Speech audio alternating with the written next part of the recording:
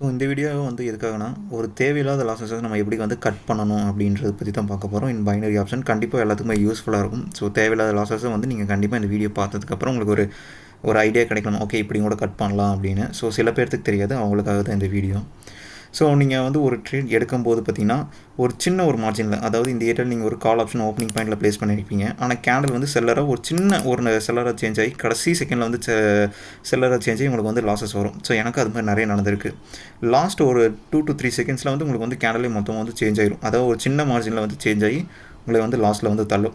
So அதை எப்படி நம்ம வந்து மேனேஜ் பண்ணுறது, அந்த மாதிரி தேவையில்லாத லாஸஸை நம்ம எப்படி வந்து ஹேண்டில் பண்ணுறது அப்படின்றத இந்த வீடியோவில் நம்ம வந்து பார்க்க போகிறோம். ஸோ இது வந்து ரொம்ப பெரிய விஷயமே இல்லை, ஜஸ்ட் ஒரு சிம்பிளான ஒரு விஷயம் தான். என்னொன்னா margin safety plus rejection trade, இந்த ரெண்டு தான் நம்ம வந்து அதிகமாக வந்து எல்லா ட்ரேடுக்குமே வந்து ப்ளேஸ் பண்ண போகிறோம். அதாவது மொத்தமாக எல்லோரும் யூஸ் பண்ணக்கூடிய ஒரு கண்டினியூவேஷன் ட்ரேட். அதாவது கண்டினியூவேஷன்னா ஓகே செல்லர் கண்டினியூவாக இருக்கணும், நம்ம அதுக்காக செல்லிங்க்கு போவோம். இன்னொன்று ரிஜெக்ஷன் ட்ரேட். இது மாதிரி நான் இங்கே ஒரு ரிஜெக்ஷன் ட்ரேட் எடுத்திங்கன்னா லெவல்லேருந்து என்ட்ரி ஆகுது. இன்னொன்று பார்த்தீங்கன்னா ரிவர்சல் ட்ரேட். ஸோ இந்த 3 விஷயம் தான் இருக்குது. ஸோ இந்த 3 விஷயத்துக்குமே நம்ம ஒரே ஒரு பாயிண்ட் மட்டும் எப்போயுமே வந்து ஃபாலோ பண்ணிக்கணும். ஒன்று என்னென்னா மார்ஜின் சேஃப்டி ஆர்எல்ஸ் பார்த்தீங்கன்னா ரிஜெக்ஷன் ட்ரேட், அதாவது கொஞ்சம் லெவல்லேருந்து என்ட்ரி எடுக்குது. ஸோ இந்த ஒரு 2 மாடல் தான் நம்ம வந்து யூஸ் பண்ணுவோம். இப்போ நீங்கள் பார்க்கலாம் இந்த ஏரியாவில் கண்டிப்பாக வந்து பையர் வருவான்னு எனக்கு இந்த கேண்டலில் எனக்கு நல்லாவே தெரியும். ஆனால் எனக்கு இந்த ஏரியாவில் செல்லரும் இருக்கான். ஸோ லாஸ்ட்டு செகண்ட் ஒரு சின்ன செல்லராக சேஞ்ச் ஆகிறதுக்கும் வாய்ப்பு வந்து அதிகமாகவே இருக்குது. அப்போ அதுக்கு என்ன பண்ணலாம் அப்படின்னா, இது மாதிரி இங்கேருந்து எனக்கு ஒரு பையிங் லெவல் இருக்குது. ஸோ அப்போ நான் என்ன பண்ணுவேன், செல்லரை வர விட்டு பையிங் இடத்துலேருந்து நான் வந்து ப்ளேஸ் பண்ணுவேன் 30 செகண்ட்ஸில் லாஸ்ட்டில்.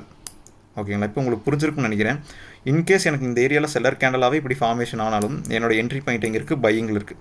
ஸோ செல்லராக சேஞ்ச் ஆனாலும் எனக்கு வந்து நான் எடுத்த பையிங்க்கு வந்து அது வந்து ப்ராஃபிட்டாக தான் வந்து சேஞ்ச் ஆகும். ஓகே ரிஜெக்ஷன் ட்ரேட் இப்படி எடுக்கலாம். ஸோ நான் கண்டினியூவேஷனில் ப்ளேஸ் பண்ணணும். அதாவது இப்போ வந்து செல்லர் தான் எனக்கு நெக்ஸ்ட் கேண்டில் வரான் அப்படின்றது தெரிஞ்சிருச்சு. அப்போ நான் எப்படி ப்ளேஸ் பண்ணுறது அப்படின்னு கேட்டிங்கன்னா, செல்லர் எடுத்தோடனே ஸ்ட்ராங்காக இப்படி போயிட்டு இருக்க மாட்டான். சம்டைம்ஸ் ஒரு 2-3 டைம் இப்படி நடப்பானே தவிர எல்லா டைமும் எடுத்தோடனே ஸ்ட்ராங்காக கீழே போக மாட்டான். என்ன பண்ணுவான், திருப்பி மேலே வருவான், கொஞ்சம் தூரத்துக்கு மேலே வந்துட்டு அப்புறம் தான் கீழே போவான். அப்போ என்ன பண்ணணும்னா, நம்மளுக்கு இந்த மாதிரியான ஒரு 50% ஏரியா, அதாவது கேண்டில், அதாவது ப்ரீவியஸ் கேண்டலோட 50% ஆஃப் த ஏரியா வந்து இருந்து நம்ம புட் ஆப்ஷன் கொடுக்கலாம். இல்லைனா 30% ஆஃப் த ஏரியாவிலேருந்து நம்மளுக்கு வந்து புட் ஆப்ஷன் கொடுக்கலாம். இன்கேஸ் உங்களுக்கு லாஸ்ட்டு செகண்ட் உங்களுக்கு வந்து அது க்ரீனாக முடிஞ்சாலும், நீங்கள் வந்து செல்லிங்க்கு ப்ளேஸ் பண்ணியிருக்கீங்க, லாஸ்ட்டு செகண்ட் உங்களுக்கு வந்து க்ரீனாக வந்து கலர் வந்து சேஞ்ச், அதாவது உங்களுடைய கேண்டில் சேஞ்ச் ஆனாலும் உங்களுக்கு வந்து அந்த இடத்துல வந்து லாஸஸ் வராது. ஏன்னா நீங்கள் ஒரு கரெக்டான ஒரு லெவல், ப்ரீவியஸ் கேண்டலோட 30% உங்களுக்கு பார்த்தாலே தெரியும். ஓகே இந்த கேண்டில் இது வந்து 50 இருக்கும், இந்த இடத்துல 30 இருக்கும், உங்களுக்கு பார்த்தாலே வந்து ஒரு கணிப்பு இருக்கும்ல. இது ரெண்டு பிரித்து போட்டு நமக்கு வந்து 50 அப்படின்ற ஒரு கணிப்பு இருக்கும்ல, அது மாதிரி தான். ஸோ இந்த ஏரியாவில் நம்மளுக்கு ஒரு 50, இந்த ஏரியாவில் ஒரு 30. மேக்ஸிமம் பார்த்தீங்கன்னா ஒரு 50% ஏரியா வந்ததுக்கப்புறம் அங்கேருந்து ப்ளேஸ் பண்ணிங்கன்னா ரொம்பவே ஹை பாசிபிள்.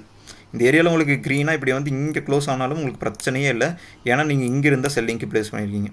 ஸோ உங்களுக்கு அழகாகவே வந்து ப்ராஃபிட் வரும். ஸோ இது மாதிரி பண்ணும்போது என்ன ஆகும்னா, தேவையில்லாத லாஸஸ். அப்போது தேவையில்லாத லாஸஸ்னால் உங்களுக்கு புரிய வரும்னு நினைக்கிறேன்.